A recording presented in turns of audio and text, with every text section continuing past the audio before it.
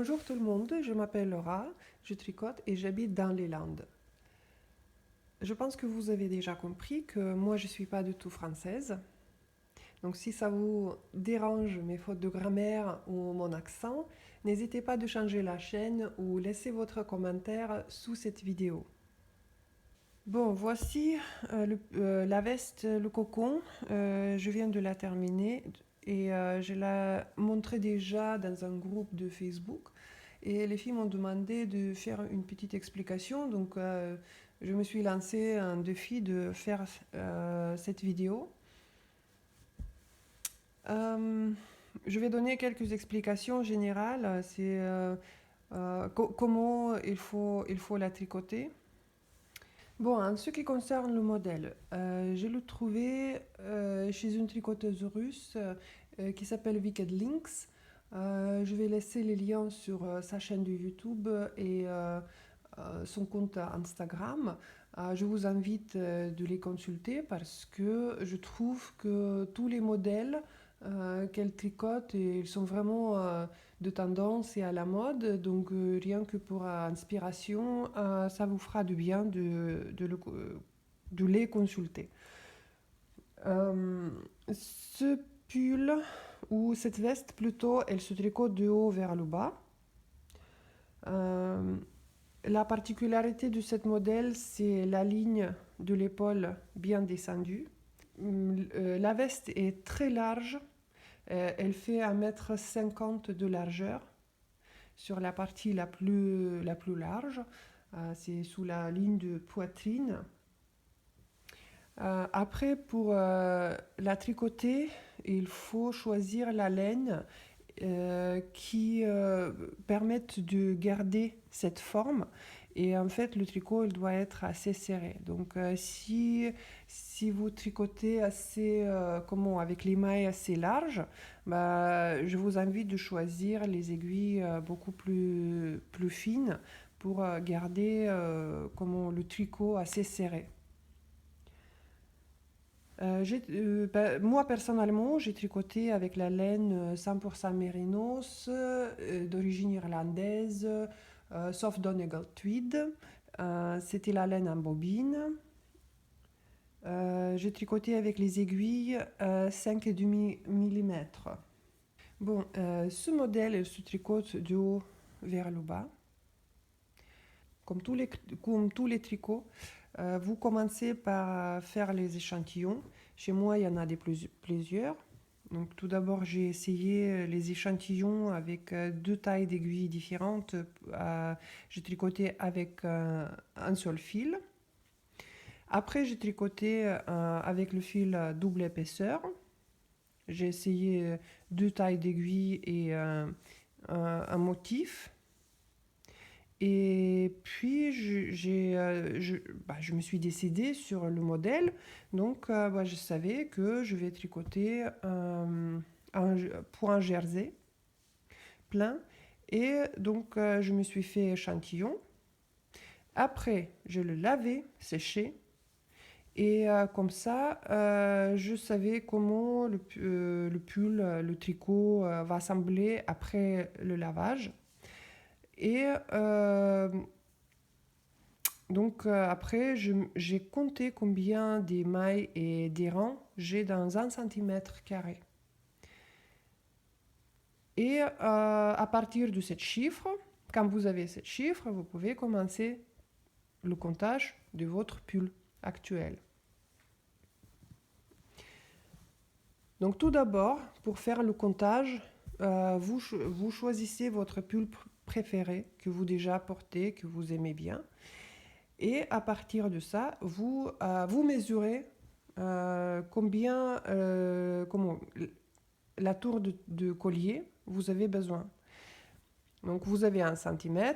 Ici, normalement, il faudra enlever cette épaisseur de quelques centimètres. Ici, chez moi, peut-être, ça fait 3,5 cm de boutonnière. Mais franchement, moi, je ne me suis pas embêtée de ça.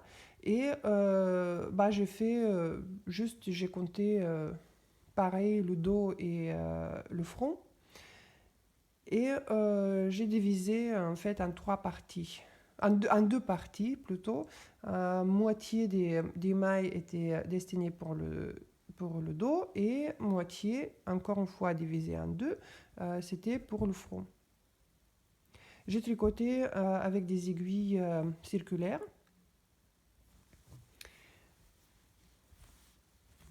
J'ai laissé 2 mailles de chaque côté pour la ligne de l'épaule. Voilà. Et j'ai commencé avec des côtes 2 par 2.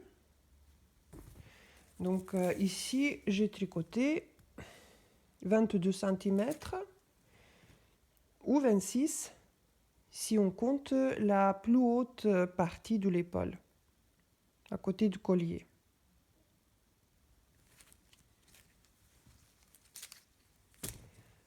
Donc ça, j'ai multiplié par le nombre des rangs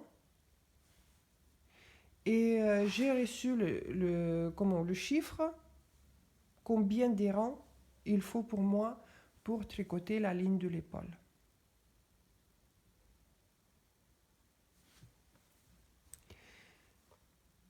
Après, on sait que c'est une veste très large. Largeur sous la poitrine, la partie la plus large, fait 1,50 m. Sachant que moi je porte la taille 42, donc ça c'est une épaisseur très importante. Et puis, donc pour les manches, la partie des manches. Ouais. Ici, vous divisez votre tricot en 3 parties. Tout d'abord, vous tricotez une partie de front, après le dos et la deuxième partie du front. Je peux vous dire combien de centimètres ici ça fait. Ça fait 20 cm à peu près. Donc vous comptez combien de rangs il faut faire. Dans tous les 3 parties, vous faites pareil. Après, vous réunissez tous les parties et encore une fois, vous tricotez comme ça, aller-retour, jusqu'à, je sais pas, la longueur que vous préférez. Moi, je voulais faire la veste très chaude, donc je voulais que ça couvre les fessiers. Et après, je pensais que ça va bien équilibrer cette largeur aussi. Donc, vous avez déjà divisé vos mailles en 3 parties. Moitié des mailles, c'est pour le dos. Un quart des mailles pour le front. Un quart de maille pour l'autre partie du front. 2 mailles de chaque côté pour la ligne de l'épaule. Je pense que je crois que vous connaissez déjà comment il faut tricoter le raglan. Donc, juste comme ça, les explications très simples. Vous commencez d'un côté, vous faites un rang tout autour du collier. Et après, vous commencez à tricoter l'épaule. Ça, c'est pour obtenir cette forme arrondie du collier. Donc, vous avez fait le premier rang. Après, vous tricotez jusqu'à la première colonne des rangs à l'envers. Et vous retournez votre tricot. Et vous faites ce genre de passage, aller-retour, d'une colonne des mailles à l'envers jusqu'à l'autre. Donc en fait, ça se fait comme ça. Vous allez jusqu'à ici, vous retournez jusqu'à ici, vous allez jusqu'à ici, vous retournez jusqu'à ici, et comme ça, vous tricotez jusqu'à vous arriver à la première colonne des mailles à l'envers. Vous tricotez tout autour, vous arrivez à la deuxième épaule et vous reprenez le même démarche. Ici, ici, ici, ici. Chaque fois, vous retournez votre tricot. Maintenant, en faisant ça, je reviens sur la première épaule. En faisant ça, chaque fois quand vous traversez la ligne de l'épaule, vous rajoutez des mailles de deux côtés. Chaque rang, n'importe est-ce que vous faites la rang à l'envers ou à l'endroit. Donc ça veut dire chaque rang, ça se rajoute les mailles ici. Et vous rajoutez selon votre motif. Donc ici, ce sont les côtes 2 par 2.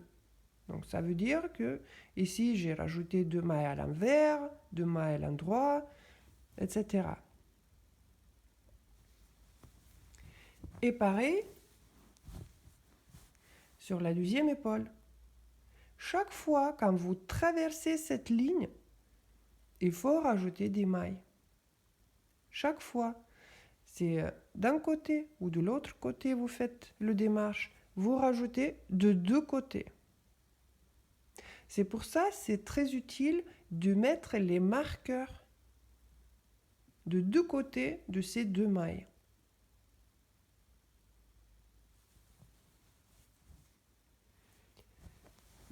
Ça nous permet d'avoir la ligne du collier arrondie et surtout quand on rajoute dans chaque rang une maille, ça nous permet d'avoir la première partie de notre épaule. En fait, mon épaule, il est divisé en 3 parties égales. Je savais combien de rangs il faut faire. Donc, cet chiffre, j'ai divisé en 3 et je savais combien de rangs il faut faire dans chaque partie. Ici, sur cette partie, la plus horizontale, j'ai rajouté une maille de chaque côté de la ligne de l'épaule dans chaque rang. Après, j'ai continué le même nombre de rangs en rajoutant des mailles chaque 2 rangs. Donc en fait, nous on fait un rang, on passe, on ne rajoute pas. Deuxième fois, on passe ici, on rajoute de deux côtés. Et la troisième partie, la plus verticale, bon ici c'est peut-être c'est pas trop évident, mais elle est là. Ici, j'ai rajouté une maille de chaque côté de la ligne de l'épaule, chaque troisième rang. Ça veut dire 1, 2 rangs, on passe sans rajoutant des mailles. Et troisième rang, on rajoute des mailles de deux côtés. Et finalement, on arrive à ce point-là.